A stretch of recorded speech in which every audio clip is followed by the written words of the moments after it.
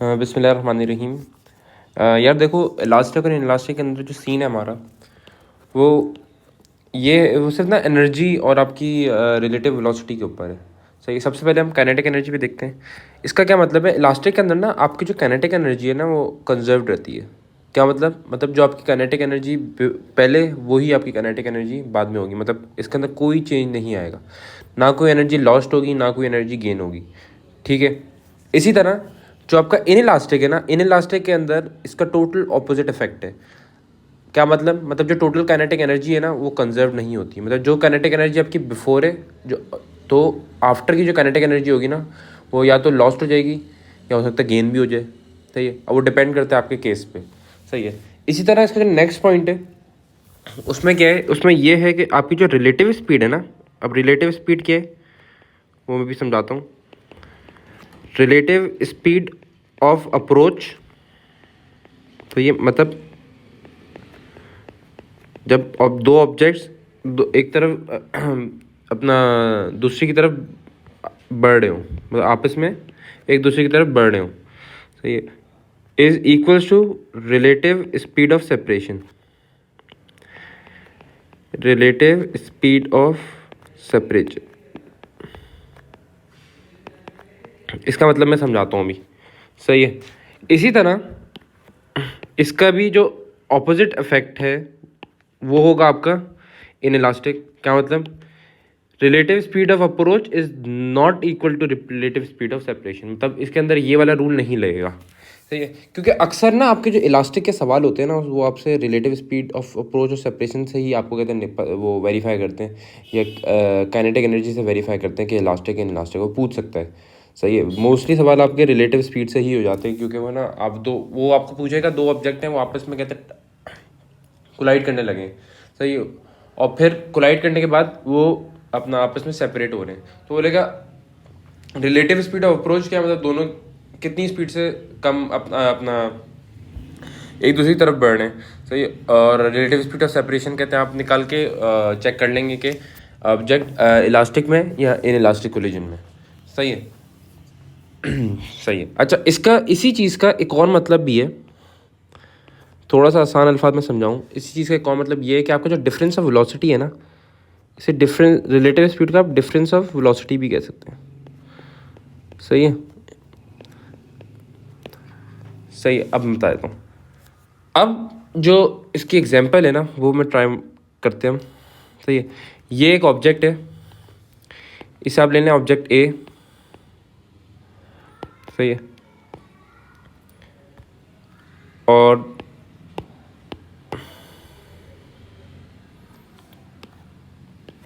ये हो गया आपका ऑब्जेक्ट ए, ये हो गया ऑब्जेक्ट बी। सही है। ये हो गया, ये बी हो गया। ये पहला वाला बिफोर का केस है, ये आफ्टर का है। सही है। मतलब ऑब्जेक्ट आपस में एक दूसरी तरफ अप्रोच कर रहे हैं, फिर सेपरेट हो रहे हैं। सही है। Approach,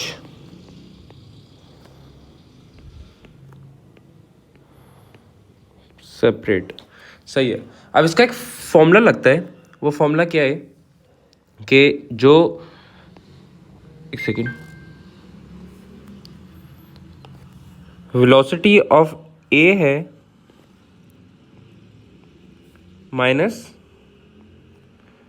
velocity of B is equals to velocity, मैं भी इसे फिल करता हूँ, velocity of A minus velocity of B equals to velocity of A minus velocity of B, लेकिन यहाँ पे माइनस लग जाएगा। ये इसका बिल्कुल जनरल फॉर्मूला है, आपको निकालना है अगर आपको रिलेटिव स्पीड ऑफ अप्रोच और सेपरेशन को कंपेयर करना है।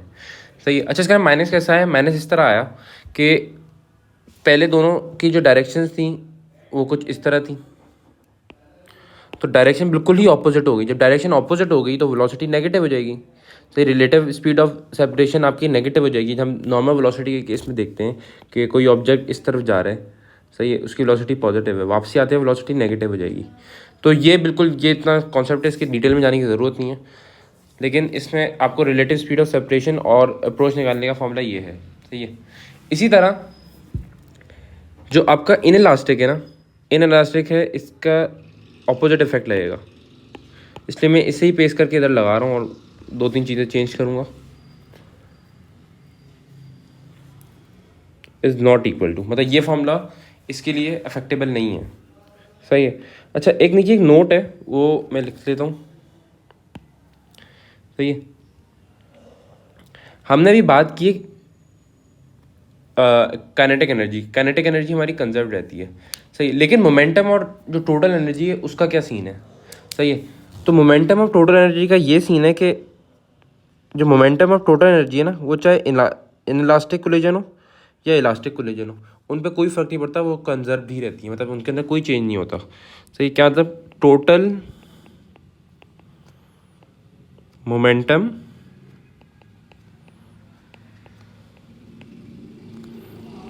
And total energy is always conserved.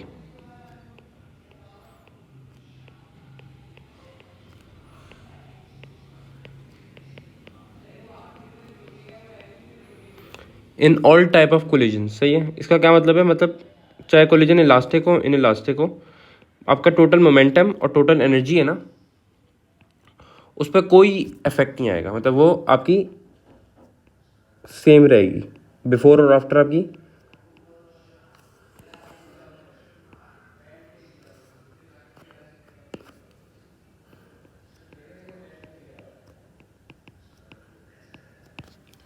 सही है, तो आई होप समझ आया, एक दफ़ा रिवाइज कर लेते हैं। इलास्टिक के अंदर क्या था, इलास्टिक के अंदर ये था कि जो आपकी टोटल काइनेटिक एनर्जी है ना, वो कंजर्व रहती है। क्या मतलब, जो टोटल काइनेटिक एनर्जी बिफोर है वही टोटल काइनेटिक एनर्जी आफ्टर है, सही। मतलब दोनों को अगर माइनस करें ना, अगर इसे इधर भेज दूँ मैं, तो आपका आंसर 0 आएगा। इसी तरह जो रिलेटिव स्पीड ऑफ अप्रोच है, वो आपकी इक्वल होगी रिलेटिव स्पीड ऑफ सेपरेशन से। इसे मैं आसान अल्फाज में अगर समझाऊँ कि फॉर एग्जांपल 2 कार हैं, कार ए कार बी, सही है। वो एक कार ए कार बी की तरफ बढ़ रही है, कार बी कार ए की तरफ बढ़ रही है, सही। अब दोनों की जो स्पीड है ना, रिलेटिव स्पीड, मतलब रिलेटिव स्पीड कैसे निकालेंगे, कार ए की स्पीड माइनस कार बी की स्पीड, सही, ऐसे रिलेटिव स्पीड निकालते हैं, सही है। जो रिलेटिव स्पीड है, फॉर एग्जांपल 20 मीटर पर सेकंड से वो एक दूसरे को अप्रोच कर रहे हैं, सही है, वो इक्वल होगी रिलेटिव स्पीड ऑफ सेपरेशन। क्या मतलब, जब दोनों कार आपस में कोलाइड हो जाएंगी ना, मतलब टकरा जाएंगी, उसके बाद जिस स्पीड से पीछे वापस अपनी तरफ वापस पीछे तरफ जाएंगी, मतलब कार ए कार बी से दूर जाएगी, कार बी कार ए से दूर जाएगी, सही है, उसकी स्पीड निकालने का फॉर्मूला है बस यही फॉर्मूला है, velocity of A minus velocity of B, बस उसे माइनस से मल्टीप्लाई कर देंगे। तो अगर वो भी 20 मीटर पर सेकंड है, सेपरेशन भी 20 मीटर पर सेकंड है, तो इसका मतलब है आपकी जो कोलिजन है उसका टाइप इलास्टिक कोलिजन है, सही है। रिलेटिव स्पीड को हम दूसरी जबान में डिफरेंस ऑफ वेलोसिटी भी कहते हैं। इसी तरह जो इन इलास्टिक है ना, टोटली आप ऑपोजिट ऑफ इलास्टिक को कहते हैं, मतलब आपकी जो टोटल काइनेटिक एनर्जी है ना, वो कंजर्व नहीं रहती। मतलब जो काइनेटिक एनर्जी थी आपकी शुरू में, सही है, आपकी कार ए जब कार बी की तरफ अप्रोच कर रही थी, तो उसके अंदर शुरू में जो आपकी काइनेटिक एनर्जी थी कार ए की, वो वापसी में वो नहीं रहेगी। तो इसका मतलब आपका या तो कोई लॉस होगा या तो कोई गेन होगा, तो ये कुछ भी हो सकता है, तो ये अपना तो मतलब कंजर्व नहीं रहेगी, मतलब इसके अंदर ये फॉर्मूला यूज़ नहीं हो सकता, total kinetic energy before equal to total kinetic energy after. ये आपका इनइलास्टिक का सिनेरियो है। इसी तरह जो रिलेटिव स्पीड ऑफ अप्रोच की और सेपरेशन की बात की थी, इसके अंदर उसका कोई इफेक्ट नहीं है, तो मतलब दोनों इक्वल नहीं है, सही है। अब एक और मैंने बात बताई थी नोट के, जो टोटल मोमेंटम और टोटल एनर्जी है ना, वो कोई भी टाइप का कहते हैं कोलिजन हो, ये दोनों चीज़ें आपकी कंजर्व रहेंगी, इसमें कोई इफेक्ट नहीं आएगा, सही है। मतलब आपकी बिफोर और आफ्टर दोनों में मोमेंटम और आपकी टोटल एनर्जी कंजर्व रहेगी और सेम रहेगी। अच्छा, अब इसी टॉपिक के हम थोड़े से सवाल सॉल्व करेंगे, सही है, ताकि टॉपिक थोड़ा सा ना क्लियर हो जाए, थोड़े से कहते हैं न्यू कॉन्सेप्ट आएंगे जो आपका टॉपिक बिल्कुल अच्छा कर देगा, सही है। अब question is what which of the following is a statement of the principle of conservation of momentum. ये बहुत ही बेसिक सा सवाल है, इसका आंसर सी होगा, क्योंकि momentum in an isolated system remains constant, सही है। ये तो बिल्कुल अपना ये इसका ये मतलब है कि जो आपका टोटल मोमेंटम है ना, वो रिमेन कांस्टेंट रहता है। मैंने पहले भी नोट लिखवाया था कि टोटल मोमेंटम किसी भी टाइप का कोलिजन हो तो टोटल मोमेंटम का कंजर्व होता है। और जो प्रिंसिपल कंजर्वेशन ऑफ मोमेंटम है ना, वो यही बताता है कि जो टोटल मोमेंटम है ना, वो आइसोलेटेड सिस्टम के अंदर कांस्टेंट। आइसोलेटेड सिस्टम का मतलब कि मतलब आपका all physical conditions are kept constant. सही है।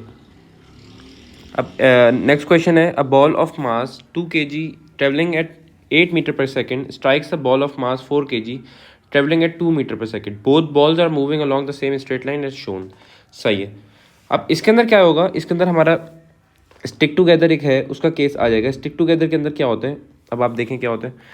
ये बहुत ही बेसिक सा केस है। इसके अंदर ये होगा कि आपकी जो जाता हुआ मोमेंटम मतलब टोटल मोमेंटम इस कंजर्व है, ये तो हमने पढ़ा था। इसके अंदर हम काइनेटिक एनर्जी वाला फॉर्मूला इसे यूज़ नहीं कर सकते क्योंकि हमें नहीं पता ये इलास्टिक है नहीं इलास्टिक है। सही है। अब total momentum before m into V plus m into V equals to, अब स्टिक टुगेदर है ना, स्टिक टुगेदर के अंदर ये होता है कि इन दोनों के मासेस ना एड अप हो जाते हैं। तो ये हो गया आपका 6 इंटू वी। तो अगर हम एड ऑन करें इसे तो आपका v आएगा 4 मीटर पर सेकेंड। तो 4 मीटर पर सेकेंड ए बन रहा है, तो आंसर इज ए। सही है। अब नेक्स्ट क्वेश्चन है, नेक्स्ट क्वेश्चन के अंदर उसने पूछा है कि जो टू स्फेयर्स हैं वो they are approaching each other along the same straight line, the speeds are u1 u2 before collision and v1 v2 after collision in both direction shown below. सही, ये वही हो गया इलास्टिक, परफेक्टली इलास्टिक कोलिजन। उसने बता दिए कि कौन सी इक्वेशन हमें बता रही है कि इक्वेशन परफेक्टली इलास्टिक है। तो हम बता देते हैं हमारा जो फॉर्मूला यूज होगा कि relative speed of separation equals to relative speed of approach या relative speed of approach equals to relative speed of separation. सही, फॉर्मूला हम यूज़ कर लेते हैं। हमारा फॉर्मूला होगा u1 minus u2 equals to, minus का साइन लगाया हमने, v1 प्लस v2। अच्छा, प्लस क्यों यूज़ किया मैंने? प्लस इसलिए यूज़ किया क्योंकि v1 और v2 दोनों सेम डायरेक्शन में, अगर ये ऑपोजिट डायरेक्शन में होते, यूँ होते, तब मैं माइनस लगाता, अभी माइनस ही लगाऊंगा मैं। सही है। तो इन माइनस का साइन अगर मैं इसे इस साइड पे मल्टीप्लाई कर दूँ तो ये हो जाएगा आपका u2 प्लस हो जाएगा आपका, तो हो जाएगा u2, एक सेकेंड सॉरी,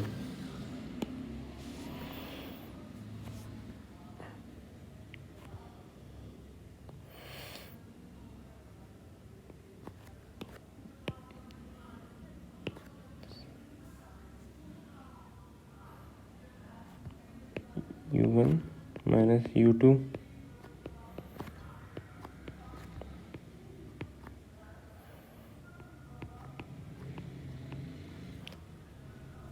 सॉरी, ये अभी मैं माइनस साइन लगा दिया गलती से, इसके अंदर एक कन्फ्यूजन आ गई थी,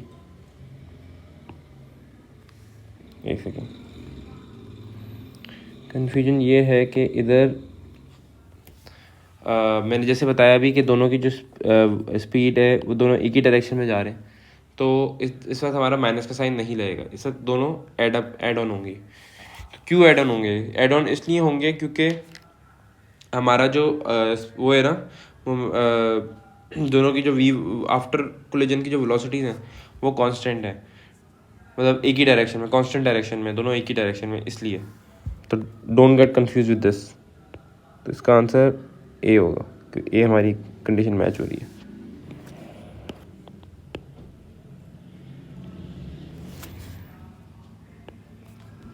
सही, इसी तरह नेक्स्ट क्वेश्चन है। नेक्स्ट क्वेश्चन में the diagram shows the masses and velocity of two trolleys about to collide. ठीक है, टू ट्रॉलीज हैं, after the impact they move of together. वही हमारा कहते हैं क्वेश्चन में टू था, स्टिक टुगेदर, वही वाला केस यूज़ होगा इसमें क्या होगा कि वापसी में ना, ये तो बिफोर गए, वापसी में दोनों ट्रॉलीज ना आपस में नहीं हो जाएंगी, स्टिक टुगेदर हो जाएंगी, तो दोनों का मास ऐड ऑन हो जाएगा।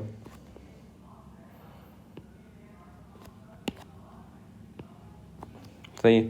तो कह रहे आप हमें वो बताएं total kinetic energy of the trolley after the collision. After the collision की टोटल काइनेटिक एनर्जी निकालनी है हमने, तो निकाल लेते हैं हम। तो पहले जाते हुए क्या, अब हम वापसी का मोमेंटम निकालते हैं। सबसे पहले वापसी का मोमेंटम कैसे निकालेंगे? वापसी की वेलोसिटी हमें v नहीं पता ना, तो v हम कैसे निकालेंगे? v निकालने के लिए हम वो फॉर्मूला यूज़ करेंगे, total momentum before is equal to total momentum after. तो ये हो गया आपका 2 × 4 प्लस 4 × 1 इक्वल्स टू 6 × v। तो आपका v आ रहा है 2 × 4, तो v तो आपका आ गया 2 मीटर पर सेकेंड। तो पॉजिटिव में 2 मीटर पर सेकेंड है, तो हमें डायरेक्शन ही पता चल गई, डायरेक्शन टू द राइट है।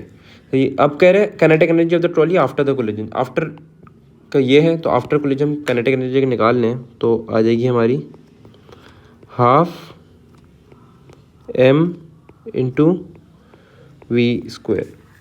6 इसलिए है क्योंकि मास एड ऑन हो जाते हैं, मैंने अभी पहले ही एक्सप्लेन किया था। तो आंसर इज 12 जूल्स। 12 जूल हमारा ऑप्शन बी है, तो आंसर भी बी ही होगा। ठीक है, ज़रा बेसिक सवाल आते हैं तो ज़्यादा भी इनके मुश्किल सवाल नहीं होते। अच्छा, नेक्स्ट क्वेश्चन में पूछ रहे हैं कि in perfectly elastic collision between two atoms it is always true to say that the initial speed of one atom will be same as the final speed of the other atom. नहीं, change हो सकती है speed. The relative speed of approach between the two atoms equal the relative speed of separation. Yes, ये मैंने बात अभी पहले समझाई थी कि रिलेटिव स्पीड ऑफ अप्रोच है वो इक्वल होती है आपकी रिलेटिव स्पीड ऑफ सेपरेशन से। सही है, तो ये काफ़ी इंतहाई आसान सवाल था। अच्छा, अब नेक्स्ट क्वेश्चन की तरफ बढ़ते हैं। नेक्स्ट क्वेश्चन में पूछ रहे हैं कि जो आपका डायग्राम है ना, diagram shows two identical spheres X and Y. मतलब identical sphere X and Y मतलब दोनों के इक्वल मासेज हैं। सही है, दोनों के इक्वल मास हैं। तो initially X moves with speed v directly towards Y, Y is stationary, the spheres collide elastically, what happens. सही है। अच्छा, अब इलास्टिकली कोलिजन के अंदर ना एक और केस होता है, उसके अंदर ये होता है कि अगर आपका जो ऑब्जेक्ट है ना वो कोलाइड कर रहे हैं, सही है, दोनों सेम मास है, मतलब मैं लिख लेता हूँ यहाँ पे, अगर सेम मास है तब भी ये कंडीशन अप्लाई होगी। सेम मास है या आइडेंटिकल स्फीयर बता दो आपको, सही। तो इसका ये होता है कि जब बिफोर के बाद जो आफ्टर कोलिजन के होता है ना, तो उसके अंदर क्या होता है, जो दोनों की जो वेलोसिटीज़ होती है ना इंटरचेंज हो जाती हैं। मतलब एक्स की वेलोसिटी वाई हो जाएगी और वाई की वेलोसिटी एक्स हो जाएगी। ये आपका एक केस है, ये मैंने ऊपर मेंशन नहीं किया इसलिए एमसीक्यूज करा रहा था मैं।